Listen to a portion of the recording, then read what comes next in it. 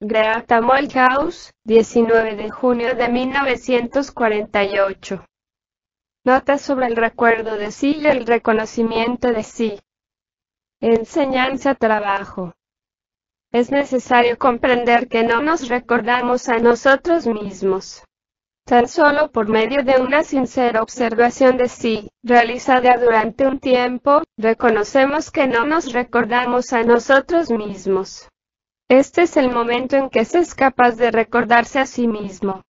Y esto, a su vez, es el punto de partida de ser capaz de hacer. Comentario. El recuerdo de sí, dijo el señor Ouspensky en una oportunidad, significa la obtención de un elemento de control de voluntad. Es un acto de hacer. No es soñar hacer, sino una acción.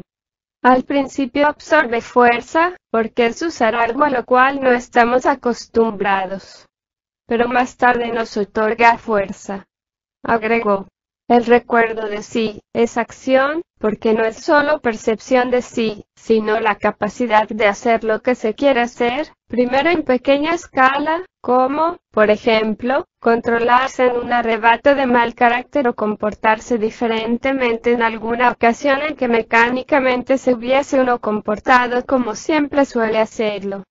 Ahora bien, respecto de estas observaciones de Ouspensky, es necesario ante todo, que un hombre empiece por observar su manera de comportarse.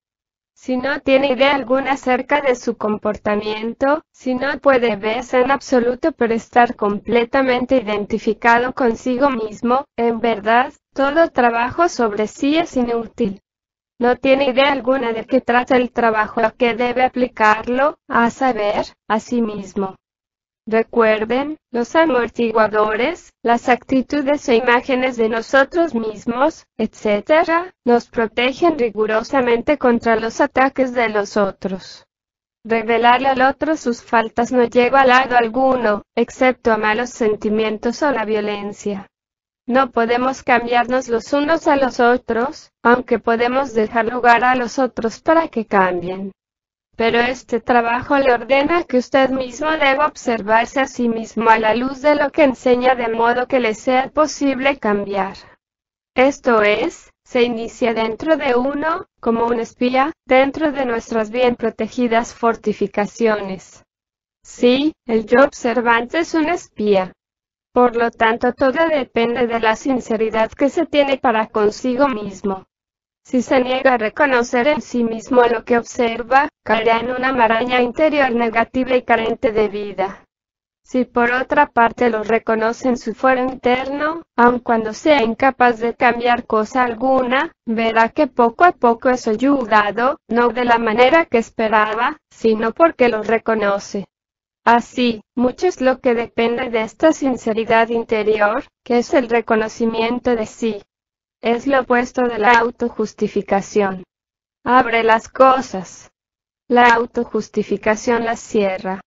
Agregaré, empero, que la gente cree reconocer lo que está fundamentado en la autojustificación, y así, su reconocimiento de sí es espuro y nada abre, de hecho, cierra las cosas interiores más que nunca. En este caso, la recepción de las fuerzas provenientes de los centros superiores, esto es, la ayuda, es más obstaculizada que nunca por ese mentirse a sí mismo. Ahora bien, un acto de reconocimiento de sí es muy breve, tan breve como el instante de recuerdo de sí. Nada tiene que ver con el quejarse o el lamentarse o el ser negativo.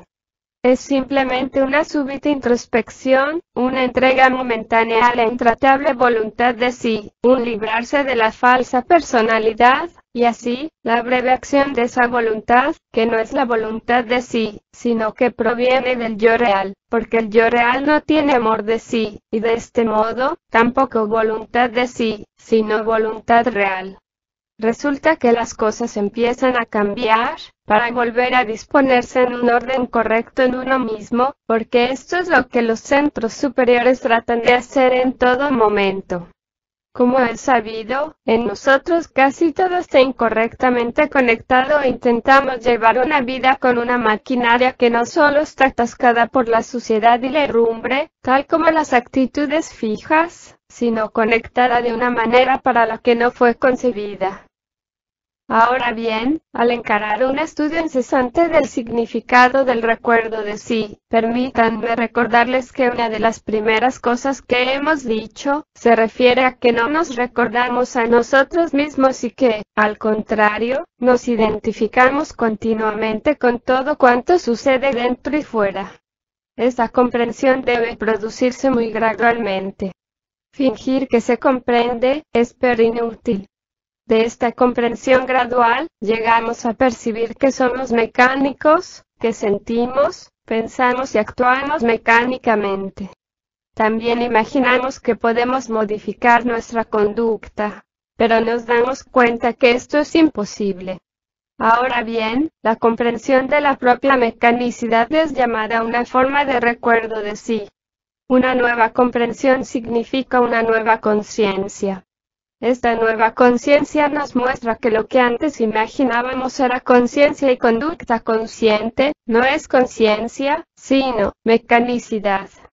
Y es esta nueva conciencia, la que nos eleva por encima de nuestro nivel previo de conciencia.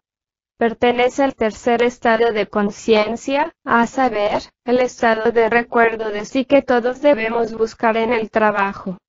La próxima cosa, al encarar por primera vez al estudio incesante del recuerdo de sí, es hacer un propósito temporario y cuando se recuerda a sí mismo, debe recordar al mismo tiempo su propósito.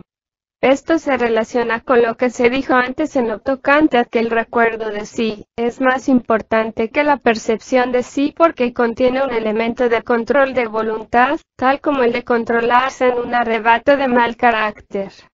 Recordarse a sí mismo en relación con el propósito trabajo, otorga fuerza porque la extrae, digamos, del arrebato de mal carácter. Esto es, puede hacerlo. Pero no piense que cada vez que se recuerda a sí mismo y al mismo tiempo su propósito, logrará el éxito. Si no lo logra, reconózcalo y no se vuelva negativo, de otro modo se establecerán asociaciones equivocadas con todos sus esfuerzos de trabajo. Suceda lo que sucediere, por más que fracase, nunca se vuelva negativo. Si lo hace alimentar a la luna, esto es, la parte negativa del centro emocional. Esta parte nos lleva a la esfera regida por 2 veces más leyes que las que rigen la prisión donde estamos en esta tierra, y está designada por el nombre de luna. Hemos de comprender que existe un estado peor por debajo de nosotros. Si no lo creen, basta mirar en torno y contemplar lo que sucede en este mundo.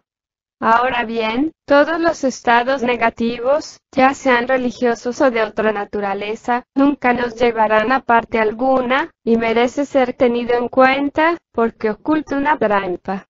Nada puede crecer en la parte negativa del centro emocional, excepto las emociones negativas. Imaginar que se puede ir a alguna parte siendo continuamente negativo, malhumorado, miedoso, triste, etc., es una trampa muy ingeniosa que traga con toda facilidad a millones de personas. Ahora bien, nos han enseñado que tenemos derecho a no ser negativos. Se debe desde luego reflexionar toda la vida sobre su significado. Aparentemente, alguien nos concedió este derecho. Pero Gurdjieff decía también, tenemos derecho a recordarnos a nosotros mismos. El hombre, en efecto, ha nacido con este derecho, pero se ha dormido. Finalmente, señalemos que la ayuda está allí, pero no puede llegarnos en el segundo estado de conciencia, en el que estamos identificados con todo, pero sí nos puede llegar cuando estamos en el tercer estado de conciencia. Cabe decir este respecto que, al tomar el trabajo solo al nivel del segundo estado de conciencia, caracterizado por el identificarse y la multiplicidad de yoes, todos en conflicto y deseosos de seguir diferentes rumbos, la gente se preocupa por todo, incluso el trabajo.